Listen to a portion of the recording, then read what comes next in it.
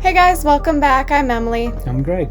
And today I am going to be discussing When Elephants Weep, The Emotional Lives of Animals by Jeffrey Mousif Mason and Susan McCarthy. I have no idea if I've even pronounced Jeffrey's first names correctly. Oh yeah, good luck figuring that out. Yeah, Moussaieff. And I think it's Mason or Masson. Masson. So, sorry if I slaughtered their name. Yeah. Anyway. I'm sure he gets that all the time. Yeah. He's probably like, yeah, no one knows how to say it. It's fine. Whatever. But yeah. This was a really interesting book. Okay. I started reading it mostly because I had a cat who passed away. Macy passed away by this point, and I was kind of going through a grieving process and kind of like really sensitive to animals and things like that. And this book happened to just be on a thrift store shelf one day. It actually had been recommended to me years ago, I remembered. Mm-hmm. Having read it, I had gone into a bookshop in Michigan, and this woman was telling me about, I was purchasing a book called The Tribe of Tiger, which is about the social lives of cats. Okay. And written by a anthropologist through observational, like she's, not a professional when it comes to animals by any means, but just noticing that animals have certain behaviors and certain like cultural things that they do. So she kind of wrote this book, The Tribe of Tiger, and she had the gal at the shop had recommended this one to me as well, and I'd kind of forgotten about it. And then when I started reading this book, having found it, I was like, oh yeah, this is like the one that this woman was telling me about. And there's like a whole section that she specifically was telling me about animals pursuing beauty. Okay. And things like that, or the potential for animals to pursue beauty. But anyway, backstory over. Really interesting story, series of stories, I should say, because this is a collection of case studies for evidence where we could say that there is potential that animals do have emotions. Mm-hmm. But it also gets really deep into the issue that scientists have with one projecting their feelings onto those they're observing, which is not scientific, and anthropomorphizing, which means they try to give human characteristics to things that are absolutely not human. And one of the issues being it slants scientific observation and objectivity. The mm-hmm. other being the clusterfuck it would be for scientists who are doing animal testing. Yeah. To start, this book is extremely biased. Within the first chapter, the guy's like, I'm a vegetarian and vegan because animals. And I was like, okay, so this is a person who may not be necessarily an animal activist, but likes to think of themselves as one. So it is pretty biased information. There is a lot of opinion sprinkled throughout. And there's really no conclusion either way of whether animals can feel or not. All we know is we've had these observations, and there is potential there. And that's all he's doing is we need to start thinking that perhaps there is the potential that these animals have emotional lives and rich inner lives and thoughts and feelings. Mm-hmm. And perhaps we should stop doing some of the testing we have done and not worry about chemical stuff and all the things that we've done basically to like harm animals in the past through scientific study or to mm-hmm. basically torment them. Mm-hmm. From his perspective, some of them do sound pretty cruel. I won't lie. Like, I wouldn't want to do that to an animal. I don't know why a scientist would want to do that to an animal, but, they want to know stuff. And if you can't find out until you try. And mm-hmm. That is the unfortunate part of science is, there is a lot of hit and miss, and there might be trauma. That happens to people in scientific studies, too. Yeah. Like, it is the way of science to try and figure things out and figure out why that trauma happened and to start asking those questions. But it does bring up very interesting case studies and points. It talks a lot about primates that have been taught sign language and trying to figure out if they actually understand the meanings of the emotions that they're signing. It has brought up interesting case studies of elephants are remarkably emotional and moody animals.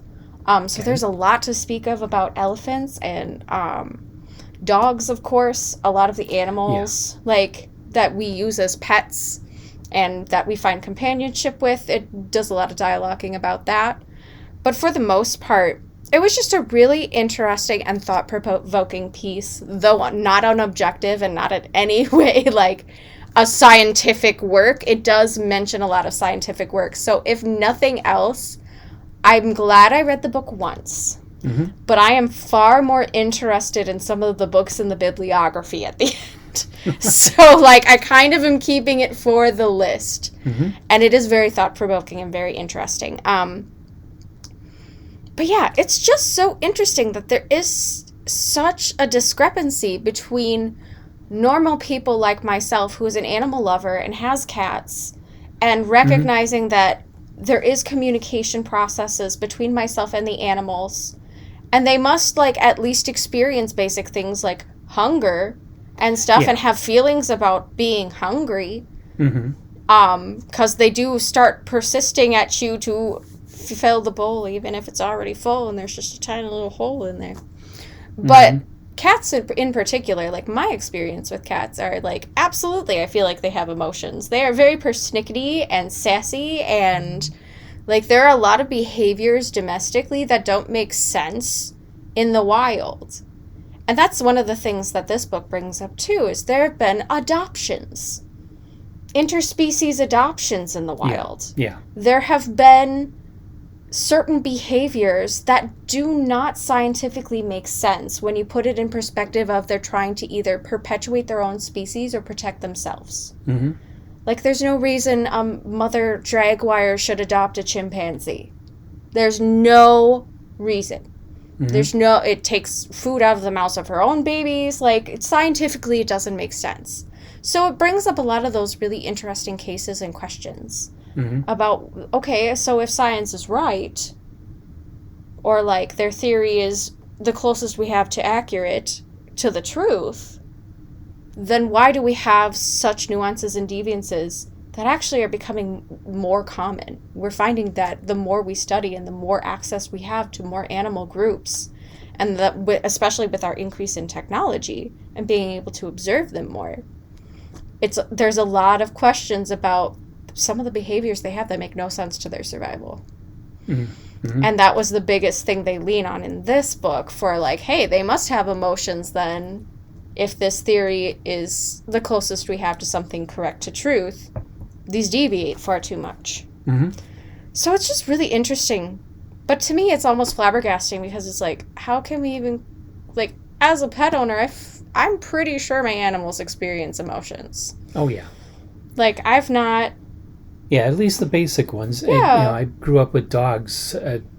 They definitely are happy at times, and they definitely are angry at times. And they definitely get pissed off at you at times. Yeah. So, I mean, I feel like the basic spectrum of emotion seems like it would be more obvious. But this book is... And the way that it talks about science argument back and forth, and all the theories developed behind how to do animal and zoological studies, is so in opposition of this. And it's just so interesting to see the back and forth dialogue from both perspectives. And it goes into more complex emotions too, like the potential for revenge and like war waging. And like what actual anger looks like, and things that seem unique to our species, but have been shown in glimpses, maybe on a smaller scale, in other species, especially other primates. Yeah. So it was really, really an interesting read, just to get a glimpse into each of those case studies. But honestly, like, I gave it about a 3. Okay. It wasn't like unenjoyable. I did enjoy it. I thought it was interesting. But I expected it to be less opinion than it was. Okay. But I don't regret reading it. And I definitely am going to delve into the bibliography here in the back that they've got, which is extremely, extremely fascinating. And it's all over the spectrum. They even talk about, like, relationships, love and friendship, religious stuff. Like, they have this, I guess there's this tribe of elephants that annually around the same time each year go to this cliff and just cry, like, and they're like, okay, is that reference to an event? Is it, did something happen at this time of year at some point? Also, elephants have a really cool communication. Like, they'd use, like, sub-sound to communicate over miles with each other. I don't know how, like, so much about animals I didn't know. Yeah. So for that reason, it was very enjoyable. I learned a lot. But I only gave it a 3 just because it was very difficult to get past a lot of the sprinkling in of opinion, where it's like, you're definitely trying to make this a convincing piece. Yeah. But it's also like, but you aren't making a convincing case when a lot of it is, they could, but maybe not. That's literally what the whole book is like trying to convince you, yeah, they probably could, but, you know, maybe not. Like, quit self-sabotaging if you're trying to make this a persuasion piece. Yeah. So, interesting, though. Really enjoyed it a lot. And just, like, the dialogue was well done, too. I feel like it was actually really well written. Okay. It didn't feel boring or dry at any point. It almost felt like reading memoirs of these animals and these case studies. So it was a little more compelling. So it's a very strong 3. If I could give it like a 4.5 or like 3.5 on Goodreads, I would. But honestly, it wasn't quite 4 stars for me. Okay. But yeah. And I didn't read it, so I don't know a lot about the book.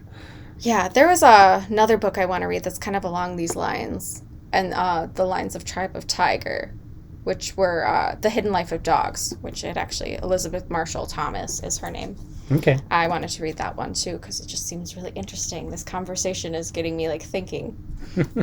So, yeah. Right.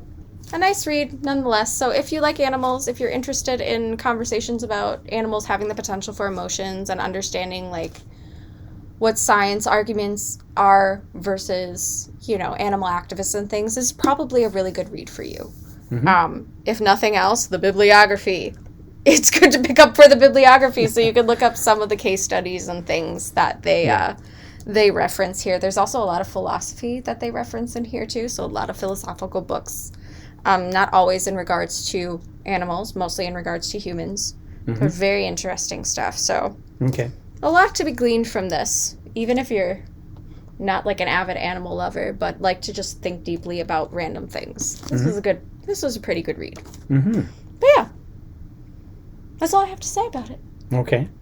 So it sounds like one to, if you're really into the subject, that it's a good one to pick up and peruse, and maybe find your way into a lot of other books that for sure relate to the subject. It's definitely good exposure to a lot of different works within. So, but yeah, that's all I have to say about it.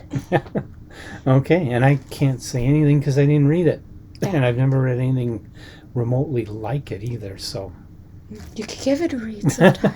Okay. Yeah, it's just really interesting. It's not a conversation that would ever occur to me having been a pet owner.